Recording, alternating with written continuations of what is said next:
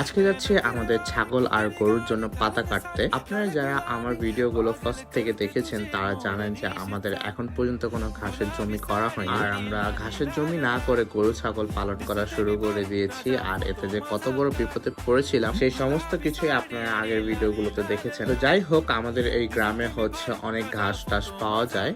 যে মাঠ ঘাটের মধ্যে বেসিক্যালি যে ঘাসগুলো হয়ে থাকে সেই ঘাসের কথাই বলছি। কিন্তু আমার মতো এই ভুলগুলো কেউই করবেন না যারা একটা বিজনেস পর্যায়ে নিয়ে দাঁড়া করাতে চাচ্ছেন আপনার এই ছাগল গরুর ফার্মকে। সেক্ষেত্রে যতই ছোট খামারি হন না কেন, এটা কোনো ইফেক্ট করবে না। বাট আপনার যদি নিজস্ব জমি থাকে আর সেই জমিতে আপনি ঘাস করতে পারেন, তাহলে আপনি এক কথায় লাভের আশা দেখতে পারবেন। আদারওয়াইজ আপনি কখনোই লাভ করতে পারবেন না, কারণ হচ্ছে কেনা খাবার খাইয়ে আপনার তেমন কোনো লাভ হবেই না। এতে করে হচ্ছে আপনার উল্টো লসের ভাগে পড়তে হতে পারে। আমরা বেসিক্যালি এখানে দুই ক্যাটাগরি ঘাস কাটতেছি। এখানে